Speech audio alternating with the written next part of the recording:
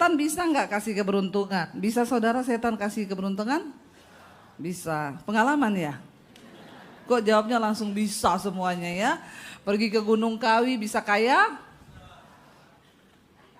Tolong bersaksi Pak, maju ke sini ya. Ceritakan pengalaman Bapak. Kayaknya sudah tahu sekali. Tetapi kalau Tuhan itu berkata bahwa rancangan Tuhan bagi kita itu adalah keberhasilan dan keberuntungan. Bukan hanya berhasil tapi beruntung ya. Dan hari ini kita sama-sama pengen belajar siapa yang mau berhasil dan beruntung. Semua ini ya, yang gak mau pulang saja ya. Tapi ini semuanya mau. Kita mau lihat dari firman Tuhan saudara. Apa yang Alkitab katakan supaya hidup kita tuh berhasil dan beruntung. Baca bersama Yosua pasal yang pertama ayat yang ke-7 dan ayat yang ke-8. Yuk kita lihat. Yosua 1 ayat 7 dan ayat yang ke-8. Kita baca bersama. Iya, firman Tuhan berkata 1, 2, 3.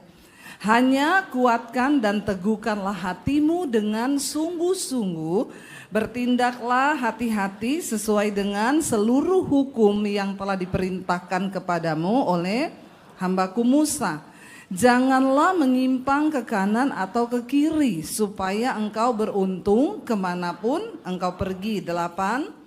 Janganlah engkau lupa memperkatakan kitab Taurat ini, tetapi renungkanlah itu siang dan malam, supaya engkau bertindak hati-hati sesuai dengan segala yang tertulis di dalamnya, sebab perjalananmu, amin saudara, ya. Ketika Musa mati, ya, Musa selesai dari semua tugasnya, maka harus ada pengganti, lalu diangkatlah Yosua. Yosua ini masih muda saudara, tapi dia harus membawa beban melakukan tugas yang dilakukan oleh Musa untuk membawa bangsa Israel masuk ke tanah perjanjian.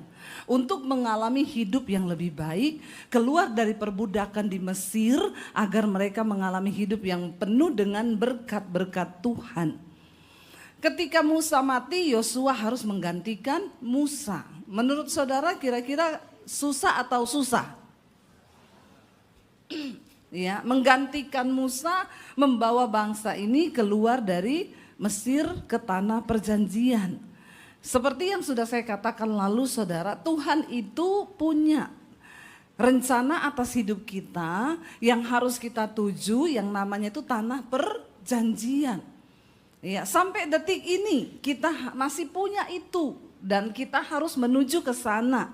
Sampai kita mencapai tanah perjanjian yang Tuhan beri buat kita, yaitu apa? Kehendak Tuhan yang sempurna atas hidup kita. Itu tanah perjanjian kita. Ya. Nah, untuk menuju ke sana itu memang tidak mudah, bahkan banyak orang tidak bisa mencapai itu, saudara.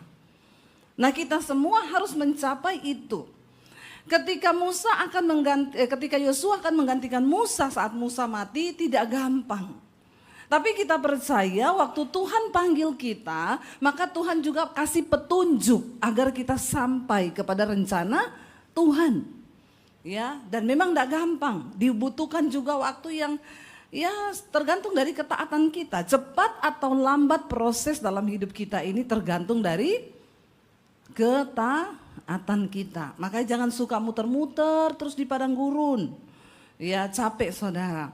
Lalu Tuhan itu memberi satu petunjuk kepada Yosua, saudara. Kalau kita lihat di sana Tuhan itu panggil Yosua. Ya, dan dia berkata, hambaku Musa sudah mati dan sekarang kamu yang harus menggantikan dia untuk membawa bangsa ini keluar dari tanah perbudakan menuju tanah perjanjian, yaitu ke tanah Kanaan.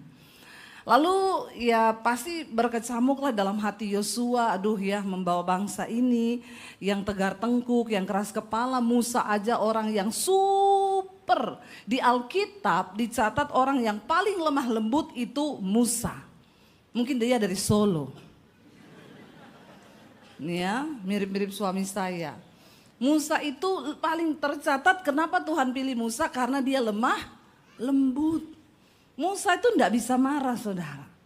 Ya, suami saya juga begitu, kalau mau marah, aku boleh marah enggak? Saya bilang kalau mau marah, marah aja, enggak usah permisi. Ya masa mau marah permisi, mau marah dulu gitu ya, itu orang Solo itu saudara. Orang Surabaya juga begitu? Insya Allah. Ya. Jadi Musa itu dipilih Tuhan karena dia sangat lemah lembut. Ya, dan sekali saja Musa marah, waktu dia pukul itu gunung batu, ya. Tuhan itu ngomong, "Ndak usah kau pukul, arahkan tongkatmu sentuh ke gunung batu itu." Tapi karena Musa emosi dengan bangsa yang keras kepala batu ini, dia nggak mukul itu orang, saudara. Kalau Musa orang Sulawesi, tongkat itu dia pukul di kepalanya bangsa Israel pasti. Tapi karena Musa orang Solo, dia taruh di gunung itu, dia pukul gunung, saudara. Air tetap keluar. Tapi karena dia emosi hari itu, Tuhan bilang kamu ndak bisa masuk tanah perjanjian, saudara. Jadi Musa cuma sampai kalau saudara pergi ke Jordania, tuh kita ada di Gunung Nebo, itu Gunung Musa. Dia cuma sampai di situ, di bawah itu sudah tanah perjanjian bisa dilihat mata. Tapi tidak boleh karena dia emosi, ya. Nah Yosua ini melihat semua kejadian itu, lalu dia ini mau menggantikan Musa, membawa bangsa ini keluar. Ya pasti berkecamuk di pikirannya, tapi Tuhan itu bilang begini, hanya Tuhan bilang apa? Kuatkan dan teguhkanlah hatimu, dengan sungguh-sungguh bertindaklah hati-hati sesuai seluruh hukum yang telah diperintahkan kepadamu oleh hambaku Musa. Jangan menyimpang ke kanan atau ke kiri supaya perjalananmu apa? Beruntung, ya, kemanapun engkau pergi. Jadi kalau kita mau beruntung dalam hidup ini, ndak usah tunggu pas Imlek. Ya, terus jangan nyapu loh ya. Nanti kalau kamu nyapu di hari Imlek nanti itu rezekinya ikut kesapu. Ya kayak Tuhan tuh bodoh loh ya. Masa rezeki ikut kesapu. Rezeki itu enggak pernah tertukar. Amin. Enggak pernah bingung datangnya. Makanya ada yang WA saya, "Bu, saya tuh emosi. Saya kan buka toko. Sama tetangga saya disaingi, dia buka toko yang sama di sebelah saya, Bu."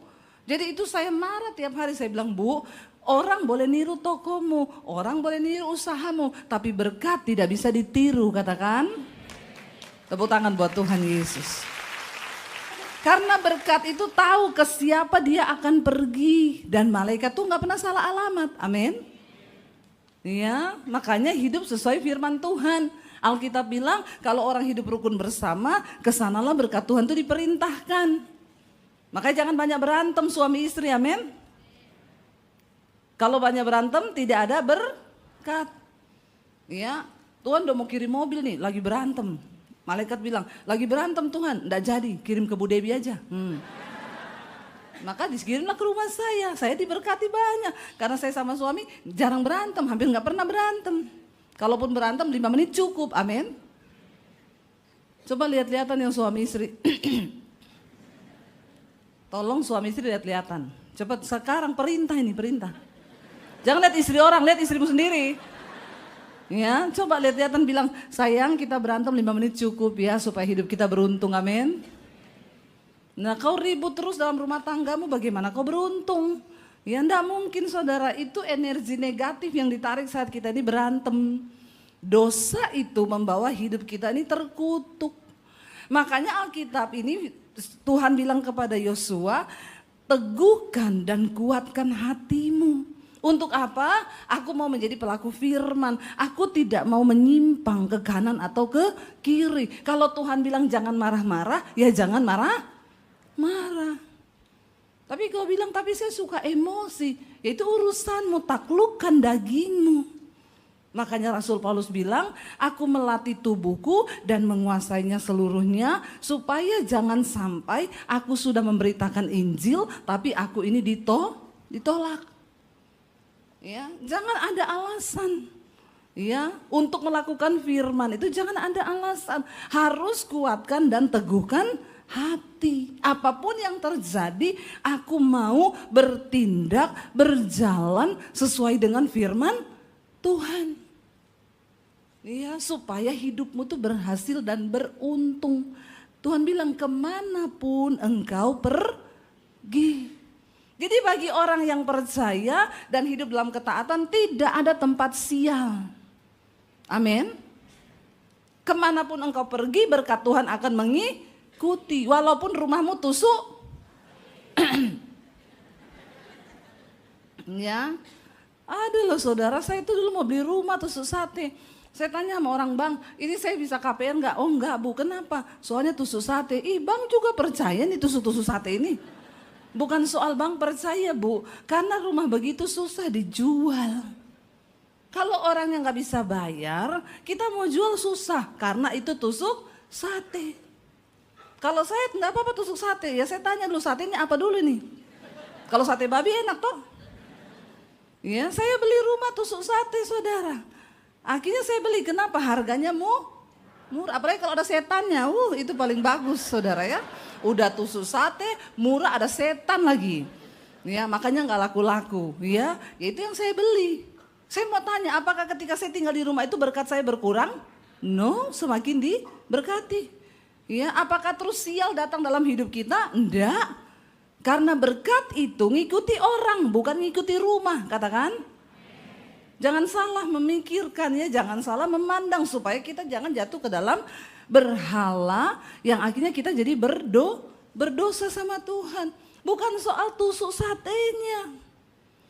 Apakah hidupmu berkenan pada Tuhan? Apakah engkau bertindak sesuai dengan firman Tuhan? Itu yang menentukan hidupmu diberkati atau tidak. Ya, saya beli rumah tusuk sate, saya beli rumah ada setannya. Kata satpamnya, itu ada setannya loh bu rumahnya.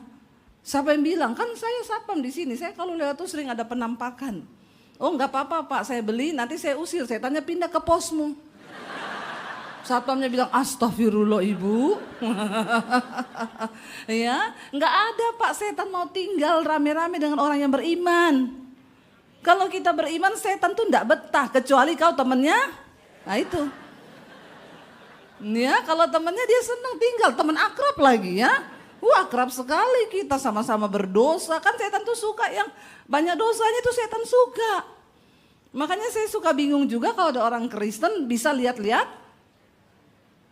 Bisa dengar suaranya setan, bisa lihat setan sementara suara Tuhan dia tidak pernah dengar. Nah, jadi kalau ini hamba Tuhan atau hamba setan? Ya, jadi yang pertama Bapak Ibu, teguhkan hatimu supaya sikapmu, tindakanmu seturut dengan firman Tuhan.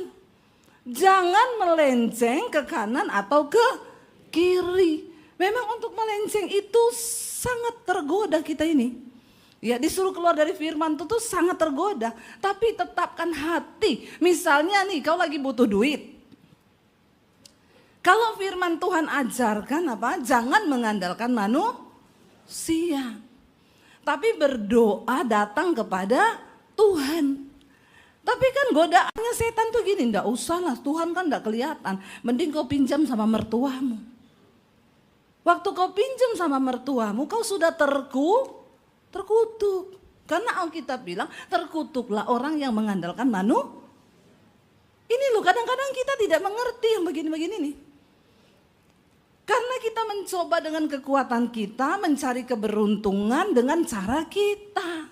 Makanya hidup kita tuh muter-muter terus di padang gurun, tidak pernah mengalami terobosan bisa masuk ke tanah perjanjian. Saya ini ngomong sama saudara ini bukan karena saya cuma berteori, saya mengalami. Makanya saya bisa cerita, diberkatilah orang yang mengandalkan Tuhan. Waktu butuh duit jangan buru-buru cari manusia. Tapi duduk di kaki Tuhan, berdoa. Kemarin ada satu kesaksian yang luar biasa masuk di mesbah doa. Shalom Bu Debbie, saya mau bersaksi bagaimana pekerjaan Tuhan tuh ajaib katanya. Ya, jadi dia cerita suami saya tuh tiba-tiba meninggal Bu. Jadi meninggalnya itu dia habis sarapan bareng di rumah lalu pergi ke kantor. Istrinya masih dada-dada, suaminya pergi. Tiba-tiba siang jam 12 dapat kabar suaminya meninggal di tempat kerja. Istrinya bilang itu saya syok, saya kaget, saya tidak bisa berkata-kata karena Bu saya nggak tahu mau ngapain, saya ini nggak ada pekerjaan, cuma suami yang kerja dan saya juga tidak bisa menggantikan pekerjaan suami saya yang harus keliling menjadi distributor dan lain sebagainya. Akhirnya ketika suami saya meninggal, banyak pertanyaan di hati, kenapa Tuhan, saya belum siap, kenapa. Tapi dia bilang, puji Tuhan, saya itu tiap malam dengar mesbah doanya Ibu Debbie. Ya, di sini ada yang dengar mesbah doa tiap malam jam 8 di channel saya Debbie Bachir TV. Kalau belum tolong subscribe. Ya, supaya imanmu tuh bertumbuh. Ini dia bersaksi. Lalu dia bilang, saya salahin Tuhan kenapa, tapi waktu saya dengar mesbah doa, saya jadi sadar ibu selalu berkata, semua yang terjadi di hidup kita ini seizin Tuhan. Soal takdir loh ya, bukan soal utang pinjol. Kalau itu urusanmu, bukan urusan Tuhan, karena kau mengandalkan manusia. Tapi kematian, ya sakit, apa itu banyak memang Tuhan izinkan. Apalagi kematian itu memang takdir Tuhan. Lalu dia berusaha menerima takdir itu, aku percaya bahwa ya udah semua yang terjadi itu seizin Tuhan. Akhirnya Bapak Ibu, satu hal yang dia takuti, kenapa? Ya suaminya itu meninggalkan cuma satu, hartanya mobil. Itu pun masih dalam keadaan nyicil di leasing. Lalu dia pergi ke leasing itu, dia bilang, Pak ini mobil, ya gimana ya Pak, karena suami saya meninggal, apakah ada asuransi suami saya di sini? Oh maaf Bu, kalau meninggalnya karena kecelakaan, maka Bapak bebas dari tanggungan. Atau hilang kecurian, itu yang ada di perjanjian leasing. Tapi kalau meninggalnya ya karena begini, enggak ada Bu. Jadi keputusannya ibu harus tetap bayar cicilan suami. Dia pulang dengan hati yang lemes, dia berdoa. Dia tadinya berpikir mau minta tolong sama siapa, karena ini sudah jatuh tempo 1 bulan. Dia cuma menangis sama Tuhan karena dia bilang, memang saya nggak ada pekerjaan Bu, ya saya untung anak cuma 1 dan saya hidup dari tabungan saya seadanya. Lalu berjalannya waktu, dia cuma bisa menangis, angsuran jatuh tempo 2 bulan. Tapi satu kali dia bilang, ketika saya dengar khotbah ibu, saya nangis di kaki Tuhan Bu. Saya minta ampun sama Tuhan kalau saya sudah menyalahkan Tuhan, bahkan saya mencoba mengandalkan manusia. Dia bilang, Tuhan, aku cuma serahkan masalah mobil ini, kalau Tuhan kasih jalan keluar, yang seperti apapun aku enggak bisa bayangkan, karena di depanku enggak ada jalan keluar. Itu namanya jalan buntu. Tapi Kak, aku berjanji kalau Tuhan tolong aku mau bersaksi. Itu janjinya. Tiba-tiba saudara, abis dia berdoa malam itu dia dijamah Tuhan, dia nangis sama Tuhan, besoknya dia tergerak untuk kembali ke leasing, mempertanyakan karena sudah 2 bulan belum bayar. Dia datang ke leasing, ketemu dengan orang, dan orang yang berbeda saudara, ketemu sama dia dan oh iya Bu, sebentar ya Bu. Dia bilang, ini kayaknya ibu sudah datang dulu ya, sudah, dan keputusannya begini, sebentar ya Bu. Tiba-tiba dia dipanggil dan orang itu bilang begini, oh oke Bu, ini ya sudah saya pelajari, ternyata ya ini bisa ibu nggak usah bayar lagi dan udah mobil itu dianggap lunas karena suami ibu udah meninggal, dan ini Bu ya buat suami ibu sudah meninggal, ibu dapat pesangon.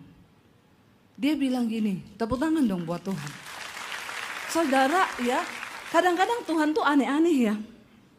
Kita bahkan tidak bisa mikir jalannya Tuhan. Dia bilang, Bu saya sudah pernah pergi. Kemarin itu dia bilang saya datang ke leasing itu dengan niat apa? Mau balikin itu mobil. Karena sudah 2 bulan menunggak. Tidak ada jalan. Waktu saya mau balikin mobil, tiba-tiba Tuhan berperkara. Malah dapat pesangon dan itu uang bisa dipakai untuk usaha kecil-kecilan yang menopang keluarganya. Tuhan ajaib enggak saudara? Ya itu yang dimaksud dengan orang-orang yang mencari Tuhan, mengandalkan Tuhan. Saya juga kemarin, saya kemarin baru landing dari Riau, begitu turun langsung datang ke ucapan syukur, ibadah ucapan syukur. Ada orang buka satu usaha. Dia bilang, kenapa saya undang Ibu Debbie? Karena orang ini saudara pernah telepon saya jam 1 malam. Bu tolong doakan Bu. Bagaimana ini saya sudah nggak tahu. Tiba-tiba partner bisnis saya memutuskan hubungan kerja sepihak. Dan saya ini disuruh kembalikan kongsiannya. Kalau sampai besok saya tidak kembalikan Bu, itu jumlahnya miliar saudara. Kalau sampai besok saya tidak balikan Bu, maka saya akan dilaporkan ke polisi. Terus saya bilang, kapan Bu batas terakhirnya? Besok jam 10. Saya bilang, ibu nggak ada waktu yang lebih singkat lagi telepon ke saya begitu? Maksudnya Ya saya coba deh Bu, saya coba sama teman-teman saya tawari ke teman-teman saya, dia kirim company profile perusahaannya, saya kirimi beberapa teman, semuanya menolak. Maaf ya Bu Debbie, saya bukan apa-apa, saya takut join-joinan yang begitu itu. Bapak cuma kembalikan aja nih uang kongsian temennya, nanti Bapak ikut kerja sama. Oh enggak, saya enggak bisa. Dia bilang, Bu Debbie ada uang enggak? Ya saya sih ada ya, tapi kalau saya kasih ke ibu, terus sekolah anak-anak sekolah Alkitab saya makan apa? Terus saya pelayanan itu buat apa? Nggak bisa Bu, saya nggak bisa campur-campur pelayanan dengan bisnis-bisnis begitu. Jadi Bu, malam ini saya cuma bisa berdoa, harapkan Tuhan karena dalam seperberapa detik Tuhan sanggup melakukan mujizat.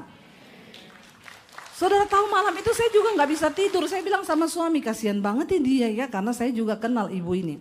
Lalu ya udah kami berdoa, dia nangis malam itu, saya berdoa lewat telepon saudara.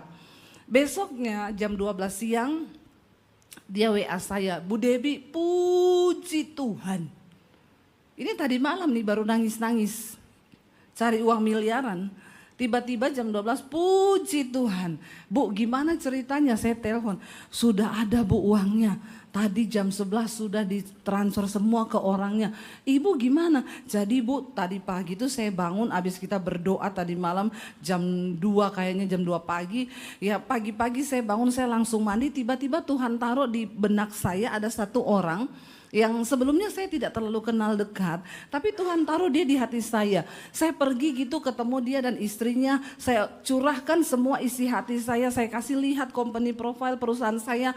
Mereka berdua itu percaya dan Bapak itu ngomong, saya tadinya nggak mau percaya karena saya sudah banyak kali ditipu orang ngajak-ngajak kongsian. Tapi nggak tahu ya sama ibu itu saya nggak bisa menolak katanya, kayak hatinya itu ada yang ngomong transfer sekarang, transfer sekarang. Dan kemarin saudara, saya sudah pergi doa ucapan syukur kantornya gitu langsung 4 ruko ya besar sekali dan puji Tuhan dia bilang puji Tuhan Bu sekarang sudah orderan masuk semua dan orangnya itu juga bukan orang Kristen yang tolong dia. Kemarin ikut ibadah bersama dia bilang saya senang banget ketemu ibu karena saya juga sering nonton khotbahnya ibu padahal bukan Kristen saudara.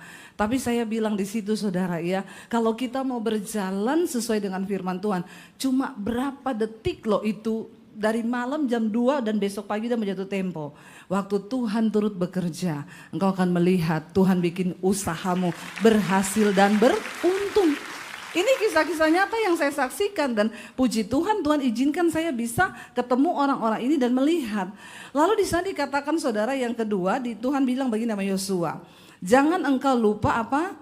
Memperkatakan kitab Taurat ini dikatakan janganlah engkau lupa memperkatakan tetapi renungkanlah itu siang dan malam ya supaya engkau bertindak hati-hati dengan segala yang tertulis di dalamnya. Sekali lagi kita diingatkan Tuhan untuk ayo kalau perlu engkau catat firman itu di hatimu, perkatakan siang dan malam. Supaya apa? Supaya kalau kita renungkan, kita perkatakan, kita ini bertindak benar-benar hati-hati. Jangan gegabah, jangan ceroboh.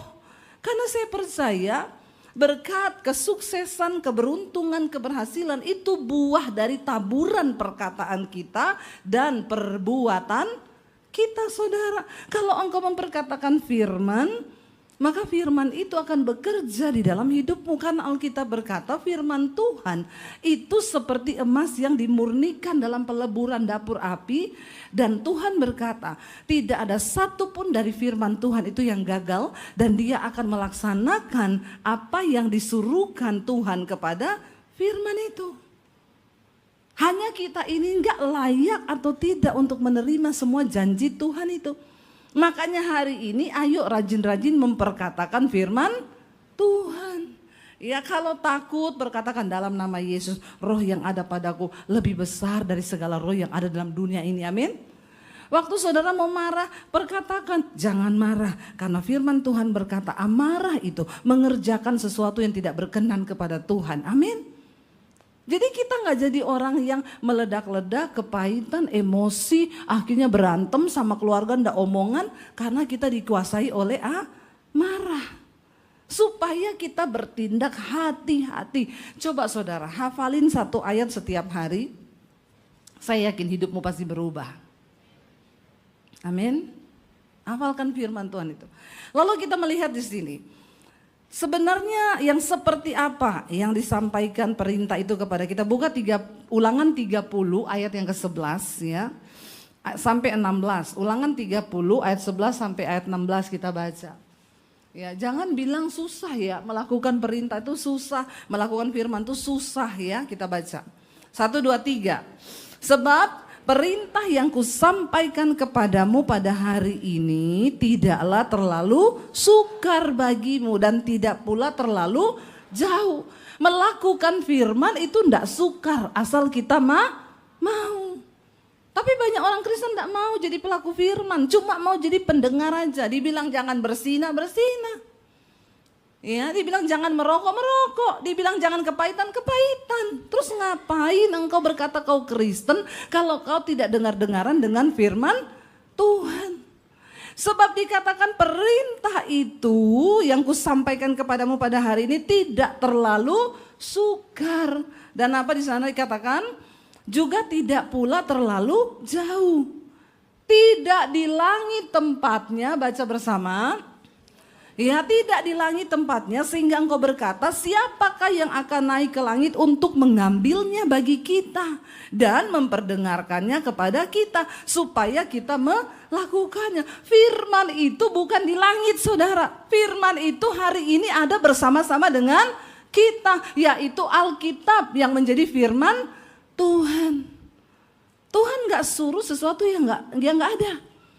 Ada, dikatakan firman itu ada. Dia bukan di langit sehingga engkau berkata siapa yang bisa ambilkan kita itu dari langit. Lalu dikatakan juga di sana apa? Juga tidak di seberang laut tempatnya sehingga engkau berkata siapa yang akan menyeberang ke seberang laut untuk mengambilnya bagi kita dan memperdengarkannya kepada kita supaya kita melakukannya. Baca bersama 1, 2, 3. Tetapi firman ini apa? Yaitu di dalam dan di dalam untuk di amin saudara. Firman itu dekat, yaitu dalam hati dan mulut kita. Sekarang tinggal pilihanmu, mau gak simpan Alkitab, simpan firman dalam hati dan mengucapkan lewat mulut. Supaya kita hidup bertindak sesuai dengan firman Tuhan. Pilihannya di tangan kita kok saudara. Makanya saya selalu bilang, itu loh orang mau konseling, Bu tolong dijawab. Saya baca, Bu saya itu hidupnya begini Bu. Ya memang sih saya ini bukan Kristen yang taat. Ya kagak usah konseling, tobat aja, amin. Heran saya, udah gitu ya tolong dong Bu dibalas. Nggak perlu dibalas, saya baca. Ini sih orang-orang Kristen keras kepala batu. Dia udah tahu sebenarnya hidupnya. Tapi pura-pura tidak tahu. Nggak usah konseling terus. Yang harus kau lakukan adalah bertobat. Ngapain konseling kalau nggak bertobat? Udah dibilang jangan berzina, jangan selingkuh, tetap aja berzina, tetap aja selingkuh. Dibilang jangan homo, jangan lesbi, tetap aja. Kemarin di Jakarta ketangkap 56 orang pesta seks, ya satu kamar. Saya nggak bisa bayangkan tuh gurita, cumi-cumi semua ada dalam situ, kepiting. Itu kan aneh ya Bapak Ibu. Kita bayangkan aja udah jijik ya begitu. Dan yang saya heran, waktu saya lihat itu fotonya, nggak ada loh yang model-model tampang bencong, tulang lunak. Semuanya kelihatan keker loh. Ada yang udah punya istri, punya anak. Rata-rata mereka menikah. Aduh mengerikan sekali zaman ini. Sampai ada anak gadis yang bilang, Bu Debbie itulah sebabnya saya tidak mau menikah Bu. Karena sekarang ini istri-istri saingannya bukan cuma sama pelakor. Sama cumi dan gurita. Banyak boti juga ya. Ya, bertobat saudara. Bagaimana kita nggak jadi Sodom dan Gomora ini? Kita setengah mati berdoa supaya bangsa ini diluputkan dari murka Tuhan. Ada aja orang-orang yang bikin penghukuman itu turun. Kayak Sodom dan Gomora. Saya berdoa di sini nggak ada ya boti-boti. Ya Allah, subhanallah. Bener loh saudara, saya bayangkan satu kamar 56 orang. Mereka pesta seks begitu yang laki-laki semua tuh coba. Ya, saya juga kalau jadi Tuhan, udah saya bikin api turun itu di situ tuh. Ya, untung bukan saya loh Tuhannya. Tuhan tuh maha sabar. Karena Alkitab bilang Tuhan itu tidak berkenan pada kematian orang fasik. Sebenarnya Tuhan tidak mau orang berdosa itu mati. Karena dia nggak berkenan. Tapi dia mau mereka itu bertobat. Tapi kalau nggak tobat-tobat juga ya bagaimana ya saudara ya? Tolonglah please. Ayo kita jadi pelaku firman. Kalau dibilang jangan selingkuh ya jangan selingkuh. Amin bapak-bapak. Amin juga ibu-ibu. Ini lagi heboh-heboh viral-viral nih kasus perselingkuhan ini. Ya, nggak cuma bapak, ya bapak-bapak selingkuhnya juga sama ibu-ibu memang. Makanya nih bapak-bapak dan ibu-ibu saya harus tembak semua ini. Ya, karena kalau nggak ada ibu juga bapak juga nggak selingkuh katanya ya. Jadi ini aneh saudara. Ayolah kita ini mengejar perkenanan Tuhan. Dosa itu yang bikin hidup ini jadi sial. Bahkan dosa itu juga membawa noda bagi bangsa saudara. Kita nih perlu sungguh-sungguh berdoa buat bangsa kita, buat para pejabat kita supaya gak hidup dalam dosa. Ya ini saudara, aduh, ya lihat begitu. Saya tadi pagi lagi dengar kasus hamba Tuhan besar bercerai karena istrinya lesbi. Ya, aduh, saya lihat aduh Tuhan ya kenapa nih dunia jadi begini. Setan itu berusaha menggiring kita ini untuk melakukan dosa. Tapi kita harus meneguhkan hati. Firman itu tidak jauh, ada di mulut dan di hati. Dengar baik-baik ya, kalau ada yang homo di sini, yang boti, yang lesbi, yang selingkuh, bertobat. Amin.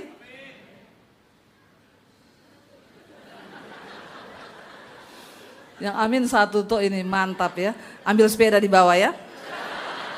Hadiah buat kamu. Tapi kayaknya dia belum menikah kan? Oh belum ya. Jangan-jangan pacarnya pernah diselingkuhin. Oh enggak juga, puji Tuhan kau cari pasti dapat yang terbaik dari Tuhan. Ya jangan bermain-main dengan dosa, firman itu enggak jauh. Yang terakhir saudara waktunya hampir habis nih ya. Bagaimana supaya, kita baca dulu ayat yang berikutnya tadi, ingat ya. Lanjutannya, firman ini sangat dekat kepadamu. Karena pada hari ini firman Tuhan berkata apa? Ingatlah aku apa? Memperhadapkan kepadamu pada hari ini apa? Kehidupan dan keberuntungan, kematian dan kecelakaan. Karena pada hari ini aku memerintahkan kepadamu untuk apa? Ini perintah itu, ini perintah itu. Ini perintahnya, baca bersama. Karena pada hari ini aku memerintahkan kepadamu untuk apa? Mengasihi Tuhan Allahmu dengan hidup menurut jalan yang ditunjukkannya dan berpegang pada perintah dan ketetapan dan peraturannya supaya apa?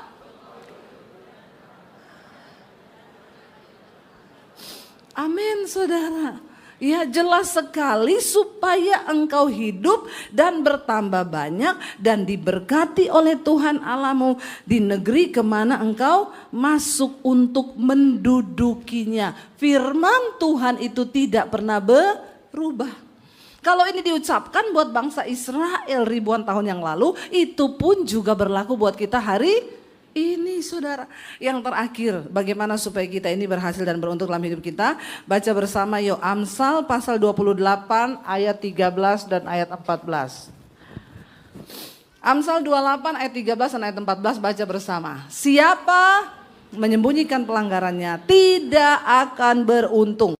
Tetapi siapa mengakuinya dan meninggalkannya akan disayangi. Ayat 14. Berbahagialah orang yang senantiasa takut akan Tuhan. Tetapi orang yang mengeraskan hatinya akan jatuh ke dalam. Ini firman yang katakan saudara. Dikatakan bahwa orang berbahagialah orang yang apa? Yang tidak menyembunyikan pelanggarannya, mengakuinya dan meninggalkannya. Tapi orang yang menyembunyikan pelanggarannya pasti hidupnya tidak akan biar kau usaha siang malam, biar kau banting tulang siang malam. Kalau ada dosa yang kau sembunyikan dalam dirimu, maka percaya hidupmu tidak akan pernah beruntung. Karena berhasil dan beruntung itu berbeda. Banyak orang kelihatan berhasil. S1, S2, S3, S5, S12. Lulus bagus cum laude. Pekerjaannya bagus tapi hidupnya menderita banyak. Tapi kalau rencana Tuhan, engkau berhasil dan beruntung. Ada orang kelihatannya tokonya rame, tapi begitu hitung-hitungan kok enggak ada untung ya. Padahal rame loh, ada yang begitu? Ada. Jangan sembunyikan pelanggaranmu, akui di hadapan Tuhan supaya Tuhan pulihkan keadaanmu. Saya pernah doakan, ketemu satu orang ibu, dia cerita, Bu saya sudah menikah, gak hamil-hamil, lama saya gak hamil. Terus mau didoakan enggak? Udah di satu titik yang gak usah Bu Debbie, saya juga sama suami sudah menyerah karena kami sudah sama-sama berumur ya, dan sudahlah kayaknya juga udah gak bisa. Sudah minta doa semua pendeta tapi gak hamil. Ada yang ibu mau cerita sama saya mungkin berhubungan dengan masa lalu waktu menikah pernah menolak keturunan dulu nggak? Kan ada orang kita nikah dulu ya tapi nggak usah punya anak dulu. Kalau yang begini mending nggak usah nikah dulu. Karena kau sudah menolak duluan. Dia bilang, oh enggak Bu, kami waktu itu tidak menolak. Cuma saya mau tanya sama Bu Debbie, gini Bu, dulu waktu saya pacaran masih muda, saya beberapa kali melakukan aborsi. Saya menggugurkan kandungan saya. Apakah itu bisa menjadi kutuk sehingga saya tidak punya anak? Saya bilang kalau ibu sudah mengakuinya di hadapan Tuhan, sudah minta ampun, ya sudah diampuni harusnya asal ibu sudah bertobat. Tapi saya sih belum pernah mengakui ini Bu di depan manusia. Saya sudah akui di depan Tuhan. Tapi baru kali ini saya cerita sama Bu Debbie, boleh ibu tolong doakan saya? Oke, kita berdoa. Firman Tuhan berkata, orang yang mengakui pelanggarannya, meninggalkannya, dia akan beruntung. Kita berdoa, kita putuskan kutuk itu. Saya berdoa buat dia, Tuhan, dia mengakui dengan mulutnya pada zaman dulu dia pacaran beberapa kali aborsi. Ampuni, patahkan kutuk itu dalam nama Yesus, beri keturunan. Saya kaget saudara, berapa bulan kemudian dia WA saya, Bu, saya hamil. Kok gak ada yang wow ya? Ya, wow saudara, cuma semudah itu, ternyata harus diakui. Ada dosa-dosa masa lalu yang itu diikat iblis saudara, waktu kau mengakui itu, engkau melepaskan sesuatu, dia terlepas di bumi dan di sorga. Sebab apa yang kau ikat di dunia terikat di bumi dan di sorga. Apa yang kau lepaskan di bumi terikat di bumi dan di sorga. Ayo tinggalkan dosa. Jangan sembunyikan pelanggaran. Ya, hari ini yang masih sembunyi-sembunyi simpan-simpan dosa nih. Ya, tatap mata saya. Cepat mengaku. Ya, mengaku sama Tuhan nomor satu. Ya, yang kedua kalau kau punya pembimbing rohani atau siapa, minta didoakan. Ya, kalau ya sebenarnya sih akui sama istri ya. Tapi waduh nanti ribut ibu kami ya. Yang ada saya bukan mati karena waktu Tuhan, tapi mati karena waktu istri nih ya. Ya, tapi seperti yang pernah saya saksikan saudara. Ada seorang pejabat yang divonis dokter tinggal 6 bulan hidupnya. Lalu dia ketakutan mau mati. Lalu dia berdoa, Tuhan aku mau bertobat. Kasih aku kesempatan hidup, aku mau bertobat. Aku harus mulai dari mana karena dosaku itu banyak. Ya dia bilang, saya dengar Tuhan ngomong audible Bu di telinga saya. Kalau kamu mau dipulihkan, disembuhkan dan mau ya Tuhan berkenan, cuma satu, akui dosamu kepada istrimu. Wah di situ dia seperti disambar halilintar. Karena simpenannya banyak, dosanya banyak. Tapi dia bilang begini, saya ndak ngaku mati, ngaku juga jadi sama-sama mati. Ya udahlah, sama-sama mati, ya ngaku aja. Dia panggil istri, dia kumpulin keluarga besar. Dia bilang umur saya tinggal 6 bulan. Saya mau membereskan hidup saya. Saya tuh banyak dosa, saya punya simpenan, saya begini. Dia cerita semua. Dia ajak istrinya keliling kota. Di situ ada satu perempuan, di sini satu, di situ satu, di sini satu, di situ satu. Banyak saudara. Banyak, ya sampai istrinya bilang saya nggak sangka dia itu, ya. Tapi waktu dia mengaku dosa saudara, ya memang heboh semuanya, istrinya pun heboh. Ya memang kejujuran itu menyakitkan, tapi lebih baik daripada kau terkungkung karena iblis itu licik, dia ingin mencengkram engkau dalam dosa. Waktu dia mulai pengakuan hidupnya damai, hatinya damai. Dia mulai nonton khotbah-khotbah. dengerin khotbah saya di YouTube, hatinya dipulihkan. 6 bulan lewat enggak mati. Ya, 1 tahun enggak mati, 2 tahun enggak mati, sampai sekarang enggak mati-mati. Ya, justru Tuhan sembuhkan dia. Sekarang hidupnya berdampak, dia bikin persekutuan doa, dia undang semua teman-temannya, saudara. Bahkan saya sering diundang khotbah di situ. Inilah hidup.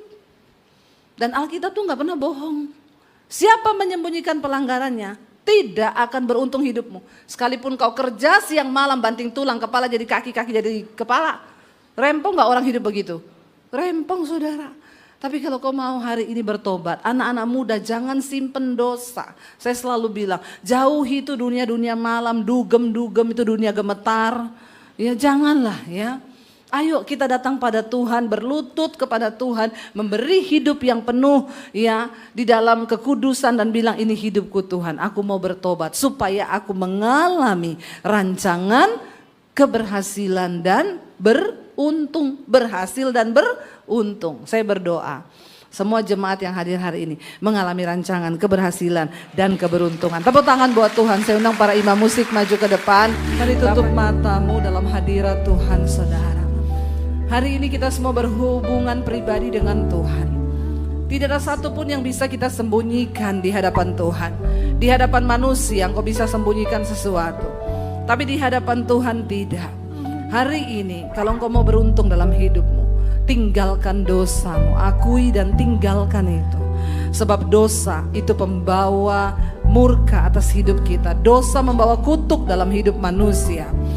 Kalau engkau ingin berhasil dan hidupmu beruntung, maka tidak ada pilihan lain hari ini. Katakan, Tuhan aku mau teguhkan dan kuatkan hatiku untuk terus mengikuti firman Tuhan.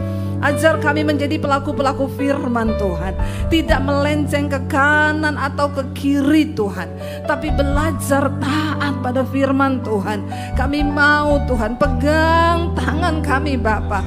Seberapa banyak anak-anak-Mu yang hari ini hatinya tersentuh oleh firman, yang ingin meninggalkan dosa-dosa mereka. Tidak ada yang sulit bagi Tuhan, saudara.